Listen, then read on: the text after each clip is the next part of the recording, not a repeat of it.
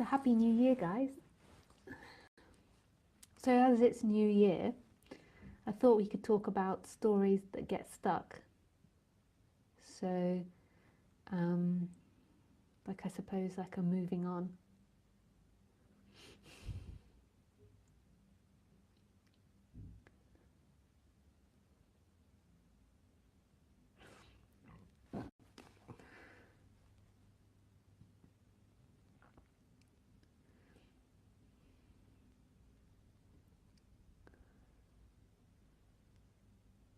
So why do stories get stuck? So this is from my experience and what it was like here, and things that changed here was that stories got stuck when there was something unresolved in my body. So thoughts and emotions are intrinsically linked. We don't know what comes first. Some people would say the emotion, some people would say the thought. And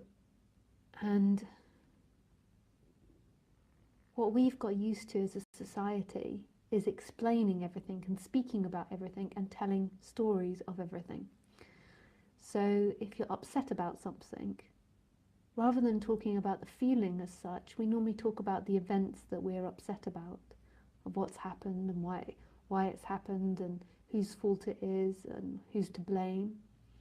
And we don't normally talk about the feelings or the emotions behind it. We normally talk about the stories around it. And when you've lived in a society and you've done this your whole life, what happens is a concentrated focus on the storytelling, on what you tell yourself the problem is and what the solution is. And so what this does is over time it begins to make thinking the master, the king of the castle. So thinking is more important than feeling, than bodily sensations, than any other experience. The thinking about the event comes first. So obviously because there's such a focus on the thinking also believes and thinks that the answer to the problem is in thinking. And this is when we begin to get stuck into stories. So let's give an example. So say over the new year, maybe this is relevant for a lot of people, you had to spend a lot of time with family. And say your family member said something or did something and it made your mind churn for days and days, and you kept rethinking about the situation, rerunning it, of what you'd like to have said, what you should have said, telling yourself why they did it, what an asshole they are, who do they think they are, putting that person down, hateful thoughts, revengeful thoughts, thinking about what you're going to say to them the next time you see them, or thinking about what you're going to change because of what they've said, etc. And the reason that happens, that the mind goes into overload, is because the feeling underneath it all, the emotion underneath it all, hasn't been dealt with. Now, in different countries, people call things, feelings and emotions, different things. Emotions in England, in English, so not American English or Australian English, but in English or British English, we use feeling actually as what a lot of people use as emotion. So we say that sadness is a feeling. I know that we also say it's a feeling to touch the table. It's a feeling to hear, we'd even say, but we call like sadness a feeling, anger a feeling, and what we call emotions is the reaction. So the expression of anger is the emotion. It's in motion. So how dare you do that? Blah, blah, blah, blah, blah, blah. That's the emotion, the physical reaction. And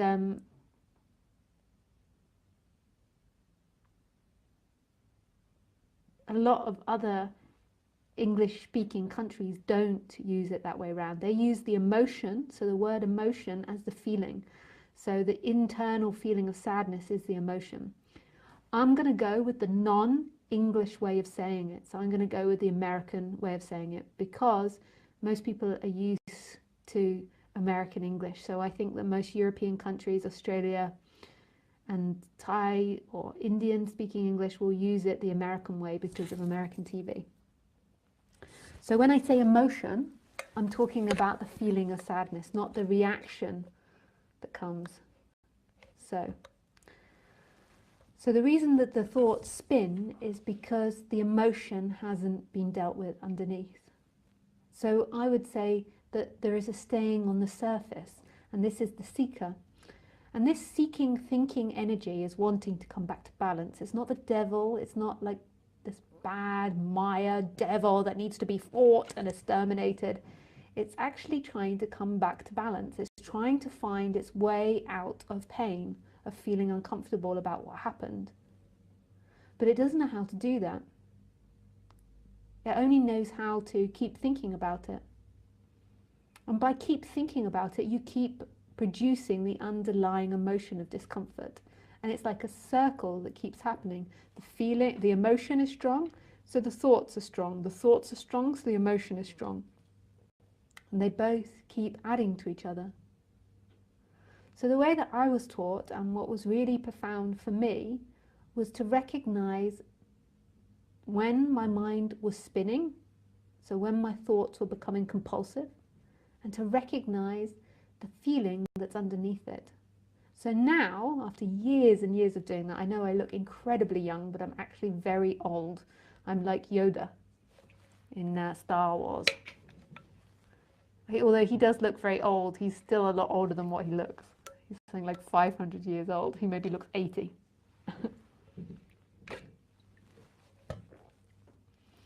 So,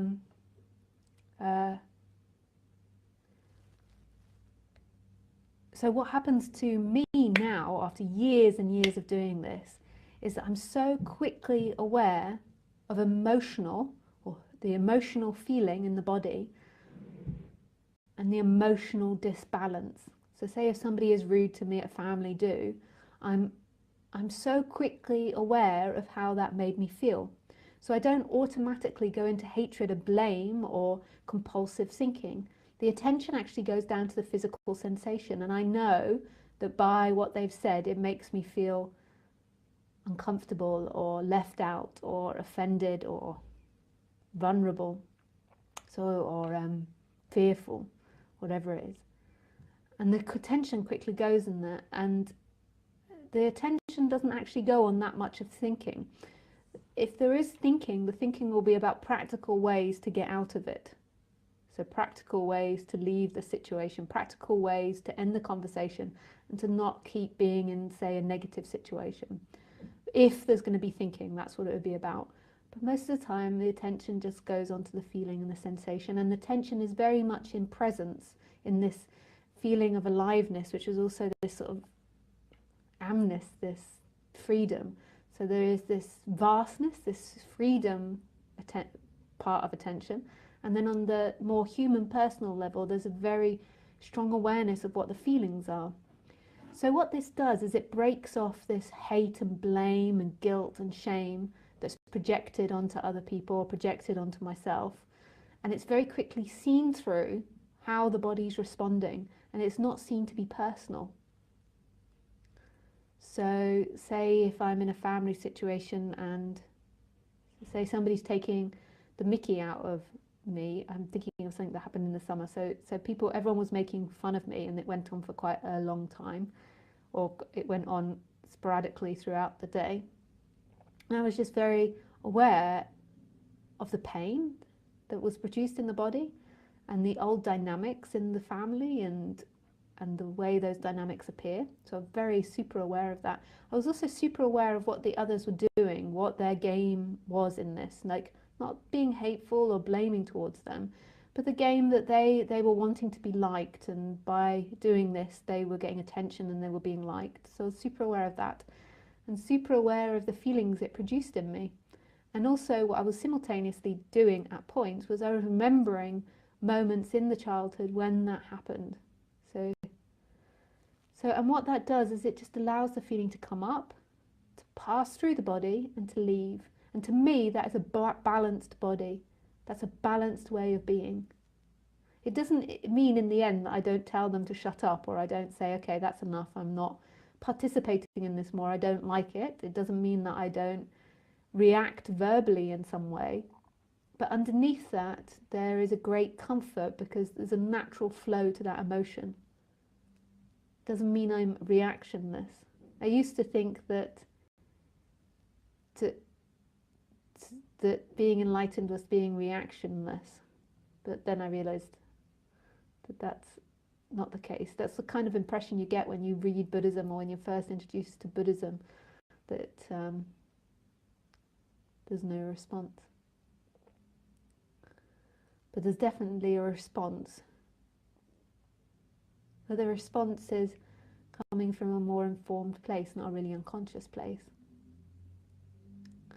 So, the key to it is you recognize the thoughts are spinning, and then you look to see the emotion underneath it, and you acknowledge where you feel that. You acknowledge other times in your life when you felt that. And you can also acknowledge what it makes you do, like trying to get power over others or trying to control the situation or run away and hide. It doesn't mean that you don't do all these things, it's just acknowledging it, just getting to know this body beyond the thinking, on the feeling level. And then also the recognition that this is happening, and that process isn't you, that process is happening in you.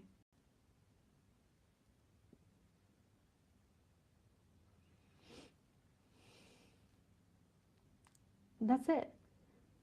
That's all that needs to happen.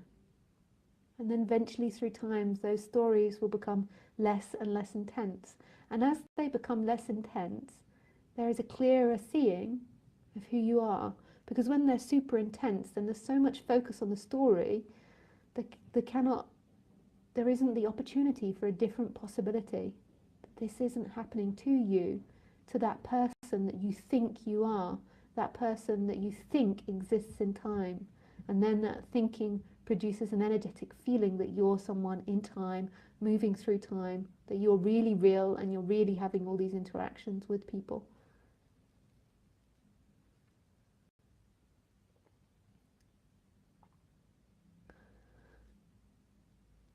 I meet a lot of people into this subject who are waiting for this enlightenment. They're waiting, and they ignore these sorts of things, what I'm saying. I've always said it, even though now I'm being very prescriptive sounding, although ultimately there cannot be any prescription, there's only description. Whereas in the past I did sound like I was giving more description of what could happen, and now I sound like I'm giving more prescription. But I noticed if I don't say it really precisely, then no attention is paid to this, because what people want is just a magic switch. They don't want to change their life. They don't want to do any work on the psychology. They don't want to address their patterns. They don't want to feel pain. They want to just try to avoid that. And that's never, ever, ever going to work. There's always a possibility, because life presents every possibility. So there's a possibility that that could happen. There could be a waking up with none of this. But most of the time there is. And when this big shift happened, it's like a movement back into the body, but the body of the universe, not the body of an individual.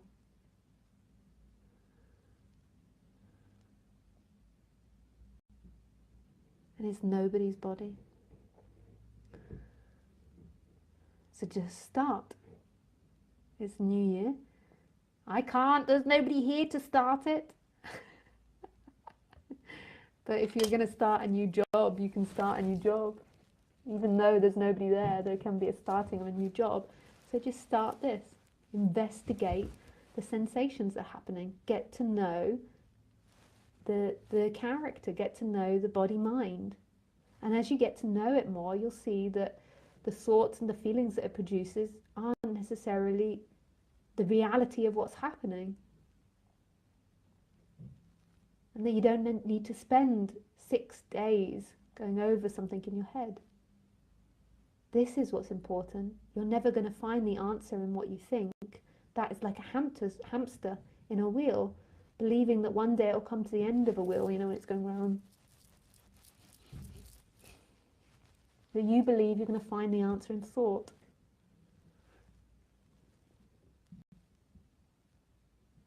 And at the same time as doing this, as recognizing and understanding the body, also see that you are this alive presence. this emptiness that's looking out, this sense of I am. And do them intermittently. So recognition of this emptiness and also understanding of the body-mind. If there's not the understanding of the body-mind stays in its tight, narrow stories.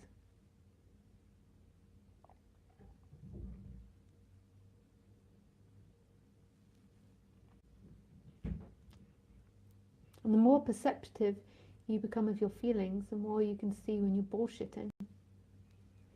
When you're telling someone, I'm trying to help you because I love you, but really you're trying to control them. You just want to dominate and control them. You don't give a crap about helping them, but you're telling on the surface, I'm trying to help you. I want to help you. My whole life is about helping you. All I've ever done is help you. And you're like, oh, you see, I want to control you. And it also becomes impersonal. You don't see it as a bad thing. It's just the way these instruments are wound up.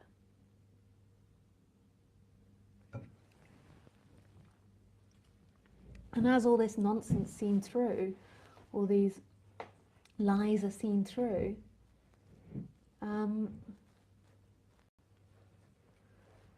what begins to happen is then this new way of being begins to present itself. This intimacy with what's happening, that sitting, drinking your tea is enough, that typing on the computer is enough, that walking the dog is enough, that you don't need grandeur. You don't need these huge stories, that life is the gift.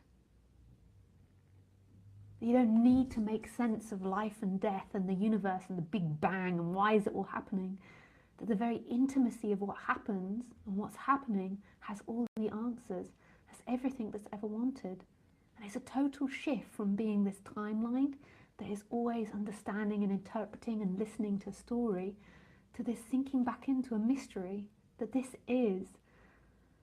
And then nobody gets enlightened. You're not going to walk around like an enlightened being. It's this humbleness, this humility of being, that everything is or inherently already is. It's very sweet and very innocent and very ordinary. And then the character gets to be the character. The character doesn't get to be enlightened. It still likes things and doesn't like things and has its programming this way or that way. But don't use that part of what I'm saying to not get to know the freaking character, because that's bullshit. That's a lie. I don't need to know anything about the character because it's already enlightened. I can be a misogynist, patriarchal, greedy business person, raping the environment, only living for profit, and I can still be enlightened.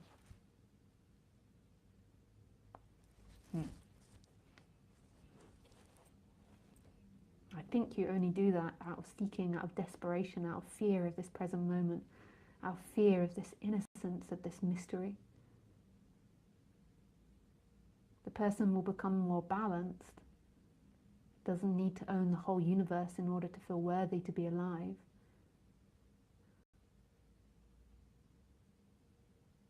But it's still going to be human. Like the monkey will be the monkey, the dog will be the dog, the hamster will be the hamster. The fly will be the fly, and the eagle will be the eagle, and the sun, the moon, the sky, the wind. And that's its beauty, its individuality, its unique individuality.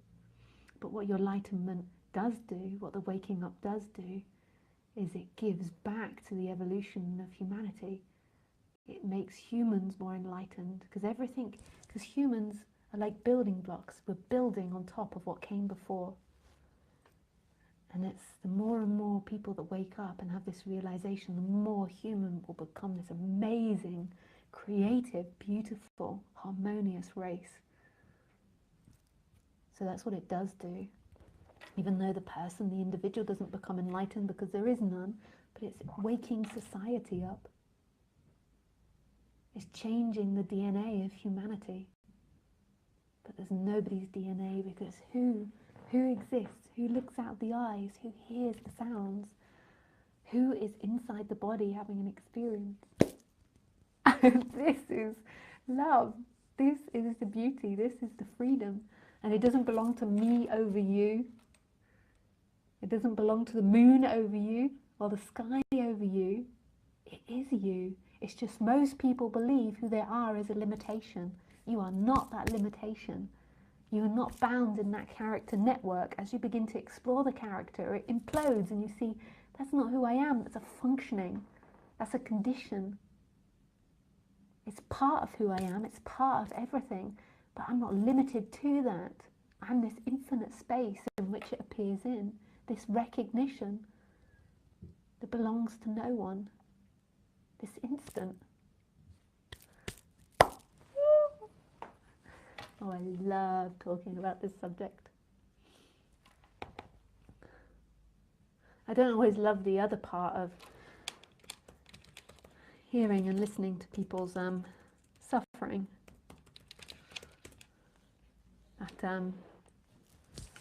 That would, have respect for psychologists and therapists.